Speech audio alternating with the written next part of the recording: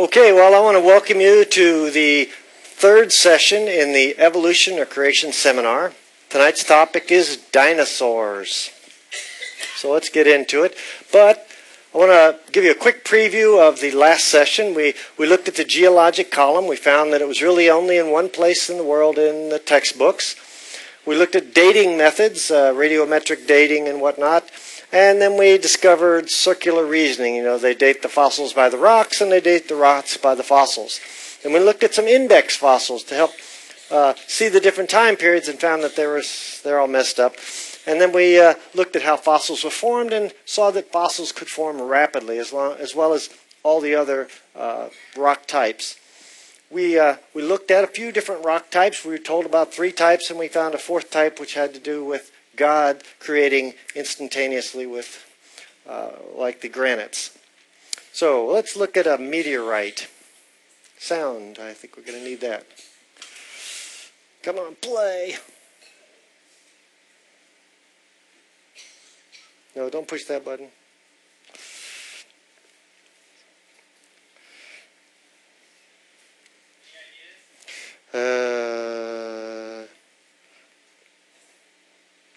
No, I don't have any ideas. Let's see. Nope, that ain't going to help. I don't know. Basically, it just shows a rock smushing some dinosaurs. So, alrighty. It's another one. So, basically, the problem or the controversy is about catastrophism, which is catastrophe, and uniformitarianism, which is long, slow processes. However, a meteor is a catastrophe. So it's actually kind of a win that they even say there's any kind of disaster that was involved in what we see in the geology today. Now, I know we're going to talk about big dinosaurs, but let's first start off with some small stuff, diatoms. They're about the thickness of 1/10 the size of the edge of a nickel. And they have a number of different shapes. And some very beautiful shapes of what these diatoms look like. And it's estimated that it would take about 1,000 years for 1 inch of diatoms to build up on the bottom of the ocean. Well, they use diatomaceous earth, which comes from diatoms, for a variety of things, including fertilizers, insecticides. Actually, as an insecticide, it just kind of scratches the body of the bugs. It doesn't really poison them, but it could also do that to good bugs, so you got to be careful with that. But it's paper finishers, in bricks, in paint, a variety of different things we use it for. And in Lompoc, California, a little bit southwest of here, is the largest diatomaceous quarry in the world.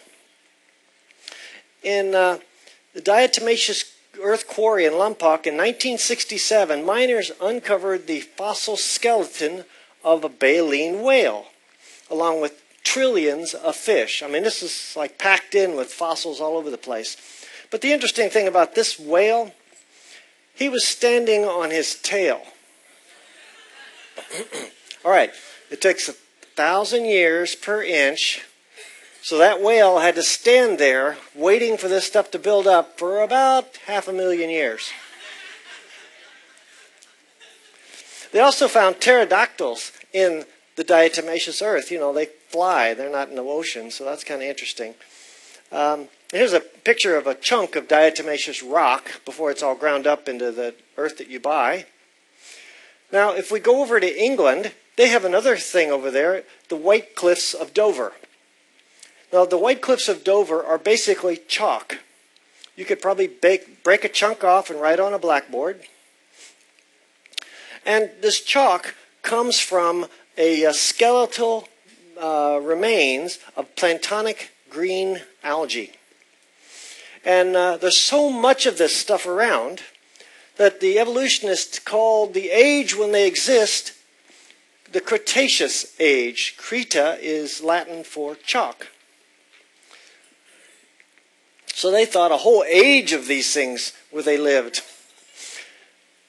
But in order to get them to stack up like that, you had to have quite a disaster. And so the Bible says, and the waters prevailed and were increased greatly upon the earth. And the ark went up upon the face of the waters. This is Genesis 7:18. And if you kind of picture swirls and big waves and stuff, it's sorting out, hydrologic sorting, we talked about that last night, sorting out the different kinds of sizes of remains. And so you get these huge concentrations of different things that would otherwise not happen. I mean, even if it took 500,000 years of Cretaceous age, there'd be other things all intermingled in there, different kinds of sediments besides just that one thing. Now, up in 1934, there was a famous dinosaur hunter went up into Wyoming. He went into the Bighorn Mountains of Wyoming. And he found amazing fossil piles. He said the concentration of the fossils was remarkable. They were piled like logs in a log jam. And if you remember, fossils are formed in water. And so it's kind of natural, if it was a big disaster and a flood, that they'd pile all up a bunch of fossils together. And so here's a picture of a bunch of fossils packed in a very tight space. Now, evolution, in many ways, predicts bigger, better, faster, stronger, smarter. Now, they say it doesn't really favor those things, but those things are helpful in survival. So it really does kind of predict that. So if you go look at things in the fossil record, then you should see smaller things, and as it gets further along, they should get bigger. Now, not everything would get bigger, but there would become bigger creatures and more advanced creatures the longer you have time to get them. So if we look in the past, we should see smaller things. But here we have a penguin that's 5.5 feet tall, a hyrax that's kind of like a big rat with no tail, 4 feet long, and there was a spider. I don't know if y'all are afraid of spiders, but this one's got a 1-foot body. So that's a big spider, so I might be a little nervous about that one. There's other creatures. Here's a bird that had a 22-foot wingspan. He could literally pick you up and fly you away. A hornless rhinoceros with 18-foot back. There's a sloth. Now, we have a 2-foot tree sloth. This is a ground sloth, and he's 20 feet tall. So if you picture the basketball net, he's twice that high. So this is a big sloth. We have a turtle, a 12-foot turtle, a type of lobster that's 8 foot long. So I guess if you were an unclean eater, you'd have a lot of meals out of that one. We have a bear that even when he's on all fours, he's 9 feet tall. When he stands up, I don't know, maybe 20 feet tall bear. That's a big bear. And now, in Texas and Arkansas, well, it used to be Arkansas didn't have armadillos, but in the last few years, they started showing up in Arkansas too. But if you run around the roads, it's not uncommon to see a squished armadillo. And sometimes you'll see one running across the road. Except one of these is 7 foot tall. I don't know who would win. That might be a problem. Now, this is a fossil of a dragonfly with a 3-foot wingspan. Now, they've found 5-foot wingspan. Now, I've hit dragonflies with my car. But, I don't know, I think he might be coming through the glass. But we've had some bigger creatures in the past. We've had, for instance, a pterodactyl with a 30-foot wingspan. That's a big flying creature. A 60-foot shark. Now, Jaws could have been had for breakfast, right? That's a big shark, 60 foot. And a 48-foot crocodile. Now, this big creature, there's a number of creatures that have this general shape. They have a couple of different names for them. This one's probably more like a brachiosaurus, but this one here on the picture, that's called an ultrasaurus. I guess they had that name like Ultraman. It's just a really big one. So he was 120 feet long and 30 foot at the back. So he's like the giant of dinosaurs. So we wonder, what destroyed this dinosaurs and all the other species. We heard about the asteroid and what. We also have some questions like, were the dinosaurs in the Garden of Eden? Or dinosaurs on the ark? Or dinosaurs in the Bible? Well, I think let's go to the book of Job. Because in the book of Job, we have Job has a terrible problem. Everything goes wrong for him.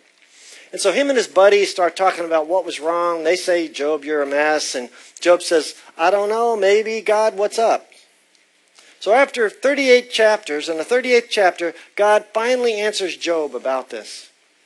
And he asked them this question, and the Lord answered Job out of the whirlwind and said, Gird up now thy loins like a man, for I will demand of thee an answer, and thou answer me, or answer thou me.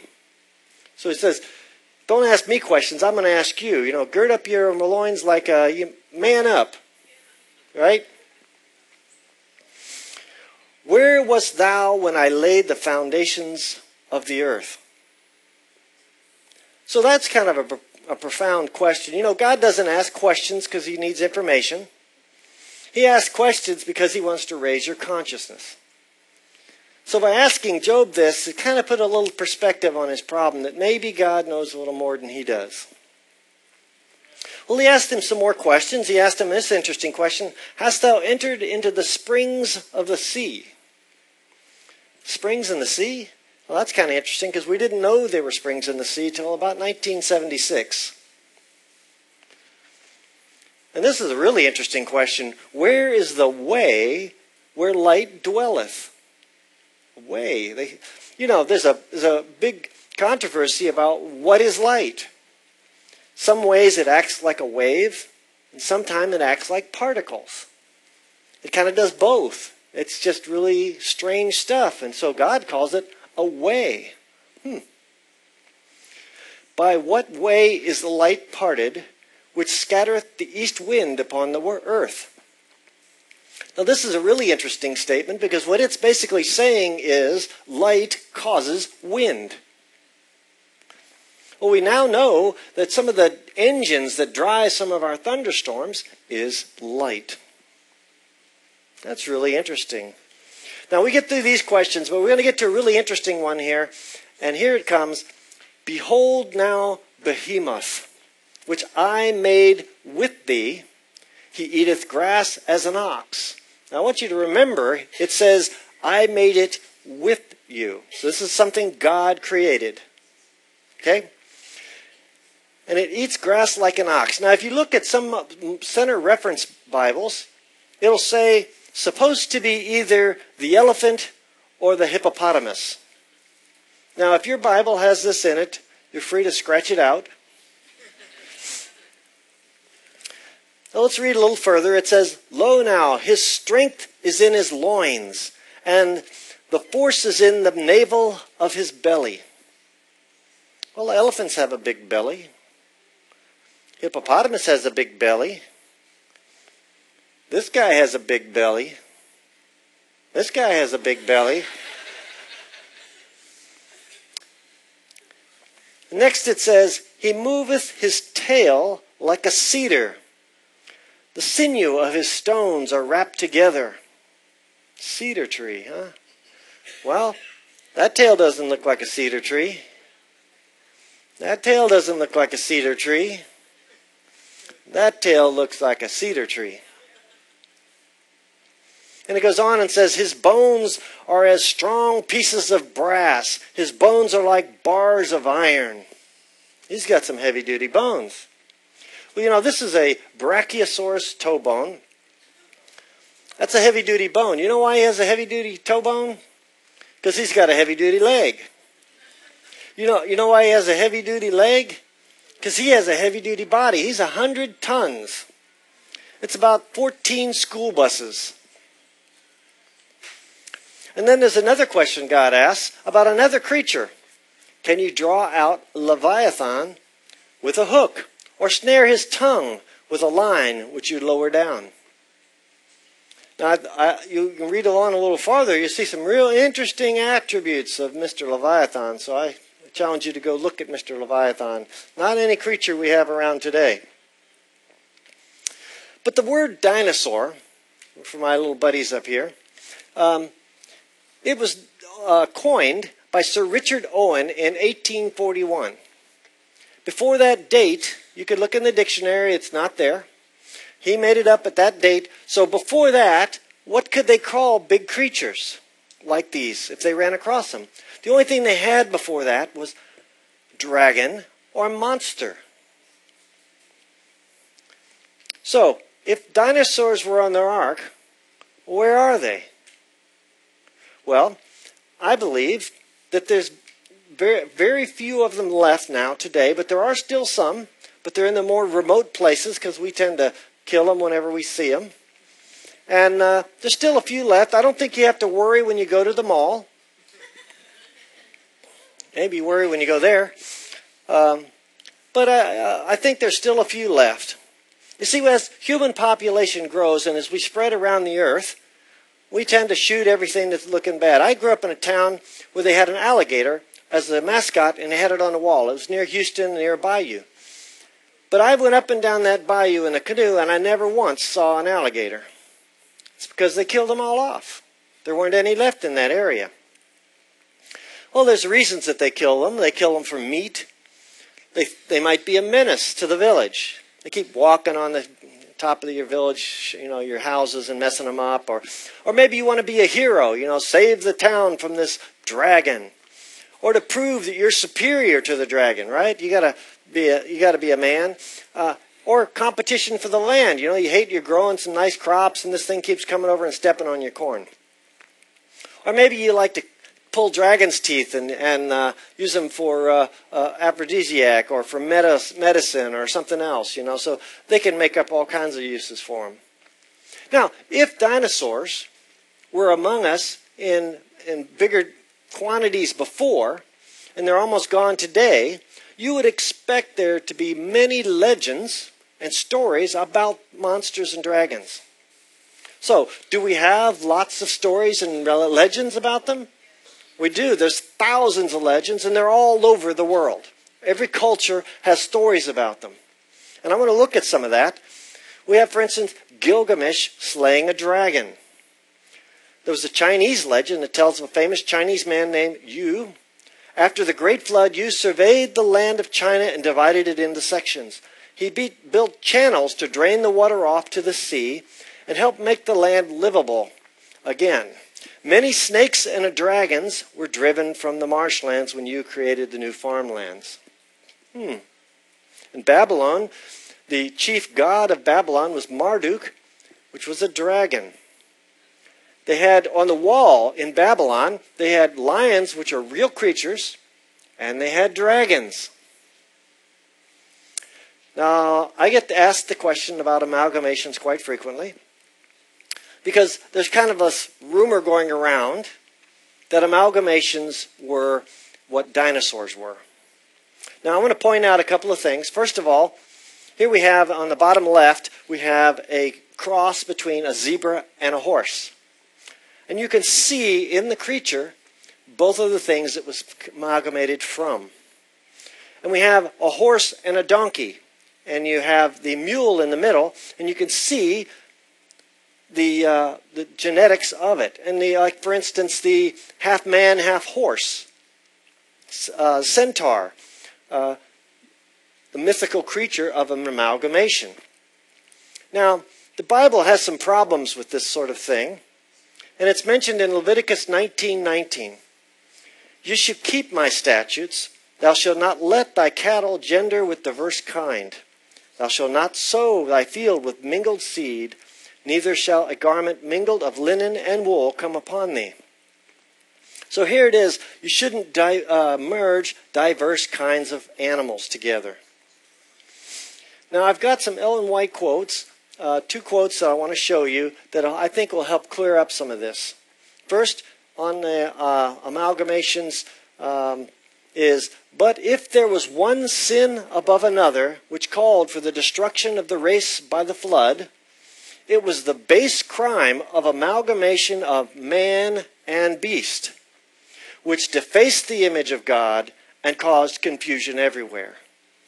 You see, you get a part man, part something else. Can it be saved? I mean, it brings some pretty profound questions along, confusion. And she called that the highest sin that caused for the flood.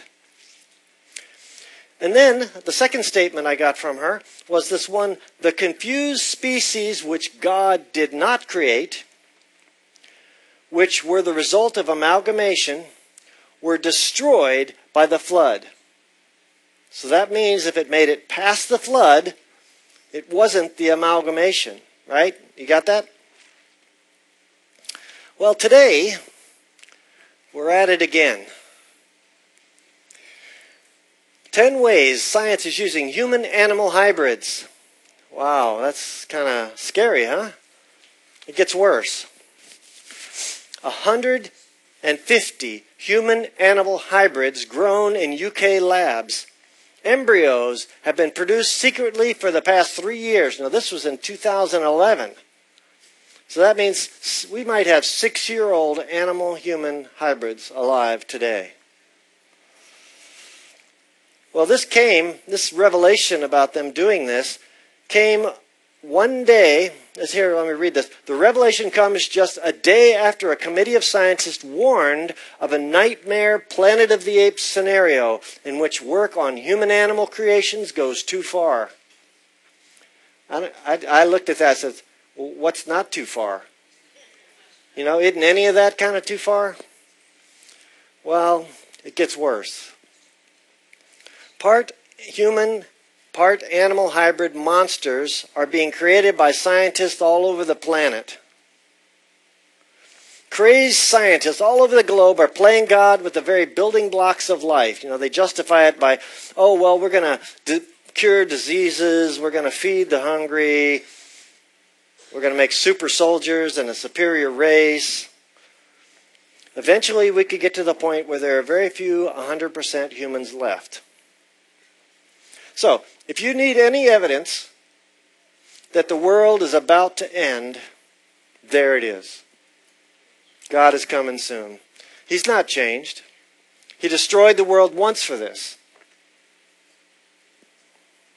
Well, let's go back to our myths and stories about dragons and monsters. Whoa, what happened to that slide? Alexander the Great reported that he conquered parts of what is now India in 326 BC. His soldiers were scared by great dragons that lived in cages. All right, they didn't live in cages. We didn't catch them. Here's a Roman mosaic. Actually, last time I was doing this in Chula Vista, I had a guy right up front. He was helping me out a lot. Here's a Roman mosaic from the 2nd century, and it shows 2 long-necked dragons. Are they fighting or are they kissing? Here we have St. George slaying the dragon in 275 AD. And then we have Beowulf slew a dragon when he was 88 years old. So I guess we're slackers, huh? Here's a Babylonian cylinder that showed a dragon with wings on it being in a combat with this ruler kind of guy. That was about 600 BC maybe. Here's a Russian medallion, another winged dragon. Bulgaria has a postage stamp with a winged dragon. In 900 AD, an Irish writer told of an animal with iron nails on his tail and a head similar to a horse. It had thick, strong claws on his legs, kind of maybe like a Stegosaurus, huh? Interesting. We have Siegfried slaying Fafnir the dragon. We have Marco Polo.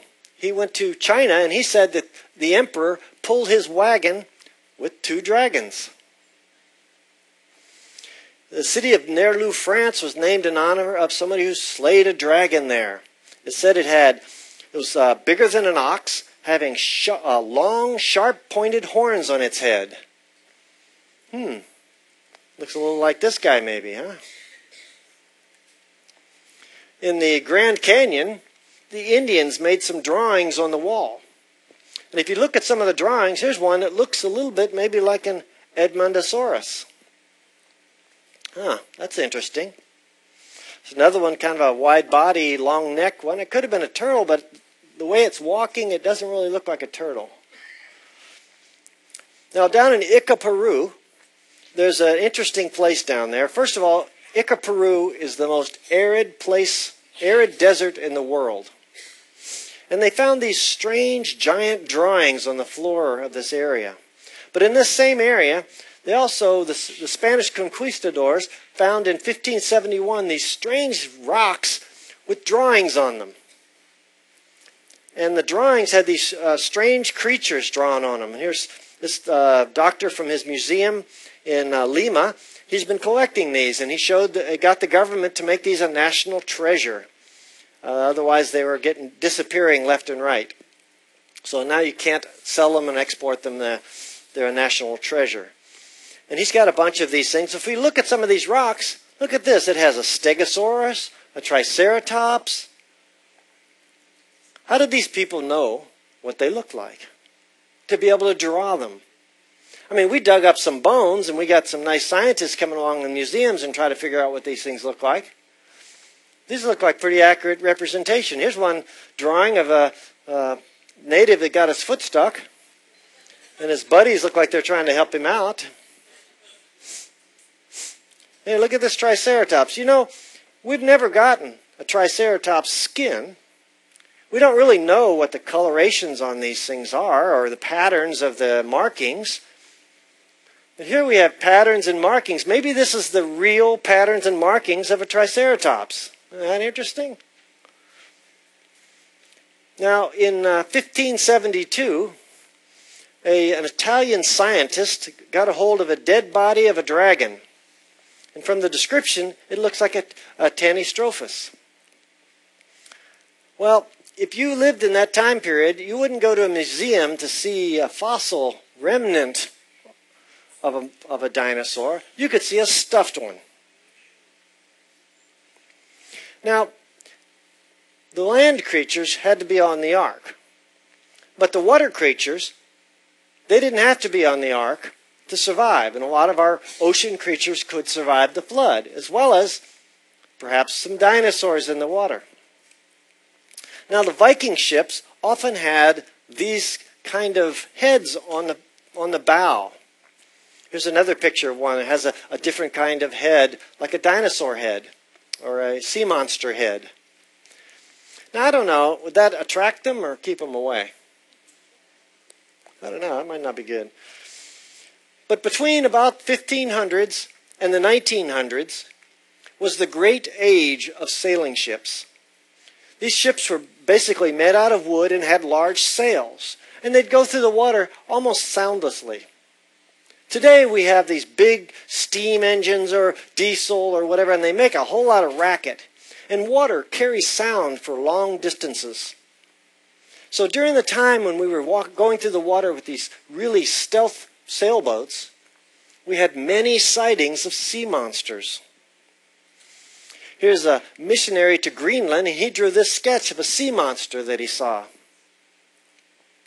His Bishop Eric Pontoppidan in 1755 saw a sea monster. And here's Captain Peter McQuay of the HMS Daedalus. His crew saw a 60-foot sea monster. Now, these folks would know what a whale is, so that was no whale. In 1850, the whaling ship Monongahela, out of New Bedford, killed a 103-foot sea monster.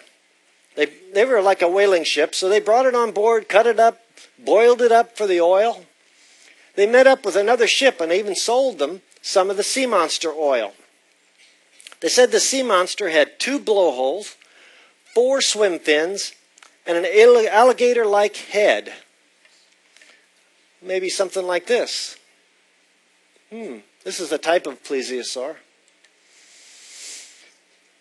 They said, hey, we got a sea monster, we're going to bring it back home. Except they never came back home. Something happened to the ship. Later, one of the boards floated up one of the Aleutian Islands, and it was never seen from again.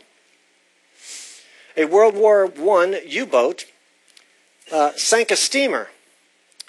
And it says here, when it had gone for about 25 seconds, there was a violent explosion. A little later, pieces of wreckage and among them a giant sea animal shot out of the water. It was about 60 feet long. Now, I can't really imagine a U-boat captain making up a story like that. And then we had off of New Zealand, a creature found just to the east of it. And it was 32 foot long, weighed about 4,000 pounds, and they said they hauled it up from about 900 feet down. Unfortunately, it was dead and rotting.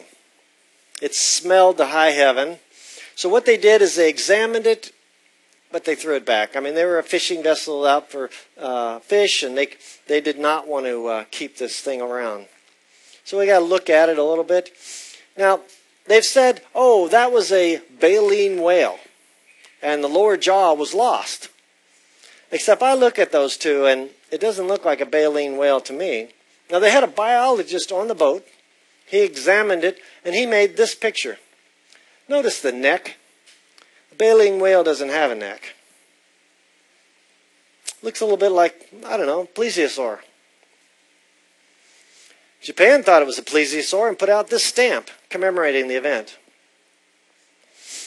Now let's go down to South America for a little while. In 1907, Colonel Perry Fawcett of the British Army was sent to mark the boundaries between Brazil and Peru. He was a British officer that was well known for his meticulous recorder of detailed facts. He saw what he thought was a diplodocus. And many of the tribes around said, yeah, we've seen that creature. They found the tracks where it had gone through. Now, I want to talk a little bit about snakes. This snake is a 35-foot snake with native inside. And I want to tell you, snakes and reptiles are different than most creatures. As long as they live, they'll grow. So, for instance, dinosaurs have little eggs. But the creature, if you live long enough, pretty soon he doesn't have any enemies. Because he's the biggest, baddest guy around, right? So, the big guys was after they lived a long time. So this snake lived quite a while to be 35 foot long. But he's not the biggest snake. Here's another one found in somebody's backyard. He's a 55-foot snake. And actually, this one also has a security guard inside. I guess he fell asleep at the post. I don't know. It's not good. That's not the biggest snake. They had Colonel Fawcett, while he was down surveying, he saw a 32-foot anaconda. Thank you. 62 foot. See, that's bigger. And, of course, whenever they see something like this, they get their guns out and shoot it. Oh, yeah. That wasn't the biggest one. There was another one that was even bigger. The officials of the Brazil-Colombia Boundary Commission in 1933 killed a 98-foot snake. They said it was 2 feet in diameter. They used a machine gun to kill it on the banks of the Rio Negro. 4 men could not lift its head. That's a big snake. Yeah, little men, that's another one. That could be little men. Well, that wasn't the biggest snake. There was a bigger snake than that. 130-foot boa. I got to read some of this. This is just amazing. It's a monstrous boa reported by terrified villagers. Okay, this is some soccer team. And they said they saw this black boa constrictor the size of 2 passenger buses slither by.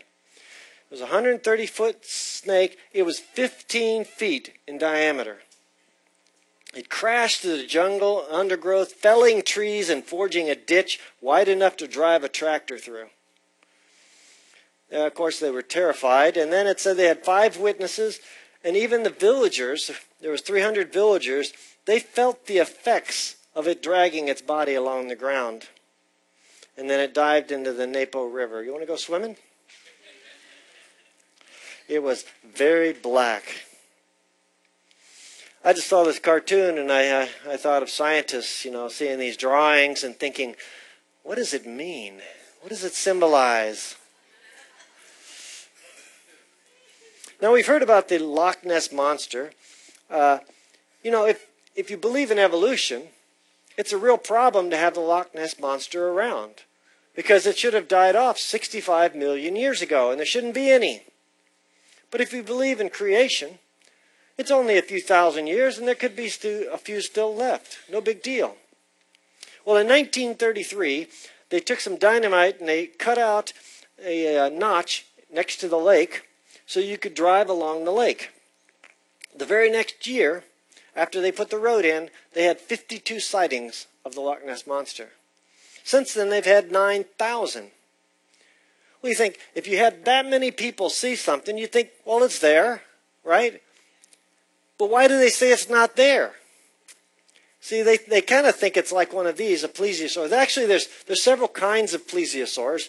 There's the chronosaur, it's a type of plesiosaur. There's the plesiosaur, and there's the elasmosaurus plesiosaur. Those others insist Nessie must be a plesiosaur. One thing wrong with this theory is that the plesiosaur are believed to have become extinct 70 million years ago. So if you're an evolutionist, you have to have blinders on. You can't see this.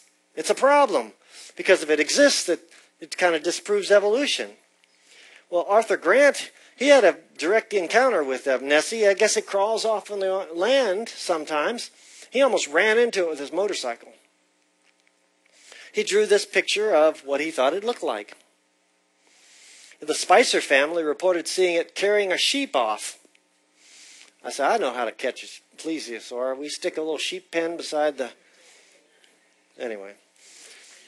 And Torb McLeod's impression said it looked a little bit like this. Well, in 1987, they were going to try to settle this question, and they took a row of boats, and they put the side-scan sonar on each of the boats so they could kind of merge the picture together, and they were going to run it up and down the Loch Ness.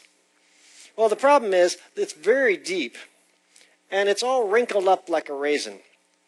Not to mention there are very large caves in the sides that go deep under the ground. So it's not real easy to find. Now, somebody else had an idea. It says, well, maybe we could put a motion sensor camera out there. And they did that, and they snapped these two photos. You can see the outline of the fins. That looks a little bit like this guy's fins. This picture was taken, it was in Reader's Digest. That's an interesting little critter. Now, these creatures are not only in the Loch Ness. There's creatures being found all over the world. This creature is found in Russia. There's a lake where this creature is found, and the geese don't land on the surface of the lake. There's another huge dinosaur that washed up after an Arctic storm on the coast of Russia. In the northern part of Japan, instead of Nessie, they have Cussie. It's another creature that's up there in a lake in northern Japan. Then in southern Japan, in a lake down there, they have another creature. Looks a little like a plesiosaur. Now, this is all nice speculation and hearsay, right? We don't really have evidence that this exists, or do we? This creature here was caught and stuffed. It's a little interesting. This young one has a little pouch under his beak. They x-rayed his head, and there was a hook stuck in his head. And this is now at the Creation Evidence Museum. Now, this is a real, dead, plesiosaur, and it's in a museum today. So you can no longer say, well, where's the evidence? The Creation Evidence Museum in Glen Rose, Texas has it today. This creature washed up in Scituate, Massachusetts on the shore. It was about 50 feet long, and they decided that they were going to put some dynamite at it and blow it back into the ocean. See, it was rotting and stinking. It was becoming a health hazard. They can't have all that rotting dinosaur or sea monster flesh laying on the beach. It was a health hazard, so they had to get rid of it, so they blew it away. Didn't anybody want to cut the head off at least and save it? I mean, come on. Another example of the disinterest of scientific community in reality. In 1925, this creature washed up in Santa Cruz. In 1989, it was republished, this picture, in Skin Diver magazine. Now, this guy was standing there. I guess he had that gun because he was afraid it was going to move again. But as several people looked at it, they said, oh, well, this is a beaked whale or something, right? So here's the examination. The guy said, my examination of the monster was quite thorough. It had no teeth. Its head is large and its neck fully 20 feet long. Is that a beaked whale? His body is weak and his tail is only 3 feet in length from the end of the backbone. With a bill like it possesses, it must have lived on herbage and undoubtedly inhabited a swamp. I would call it a type of plesiosaur.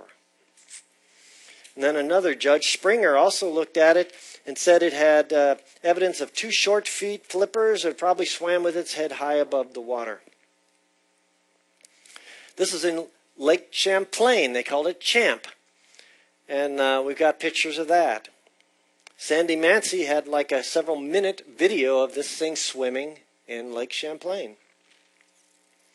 That was in 1977. So we're finding creatures all over the place. This is not like an individual event, although one event would be a problem, right, for evolution? To have these dinosaurs living with man. Well, an LSU student went to Kenya, Africa, and he learned about the kangamato. It's a flying dragon. It had leathery wings. He said its favorite food was decaying flesh. So if you didn't bury your dead very deeply, kangamato would come in and dig it up and eat it. Here out west, we had possibly a 30-foot wingspan. Looks just like one of those ancient birds, right? This is a pterodactyl. Union soldier standing next to it. That's interesting. This other one's also got leathery wings. It's not feathers. So when our children go to school and they learn about dinosaurs, what are they told? They say, oh, I can read about dinosaurs. What's the first words? Millions of years ago, dinosaurs. Well, I want you to think this way. Whenever you hear millions of years ago, you think long ago in a land far away, because you're hearing a fairy tale. Come now, let us reason together, saith the Lord. Though your sins be as scarlet, they should be as white as snow. Though they be red like crimson, they shall be as wool. We've learned that evolution predicts larger creatures in the future, but we've got them in the past. Biblical science is being shown correct.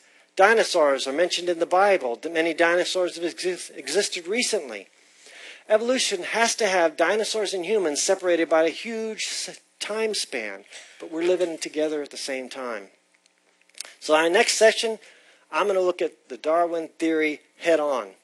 I'm going to look at the pillars of the Darwin's theory and what passes for Darwinism now.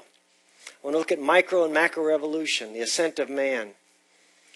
And we're going to find out whether that theory has any water being held there at all.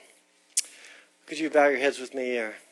Heavenly Father, I thank you so much for showing us that you are a creator God. You created these creatures with us. I thank you. And Lord, I know we have people creating amalgamations today. Lord, hold the winds back if you can. I thank you in Yeshua's name. Amen.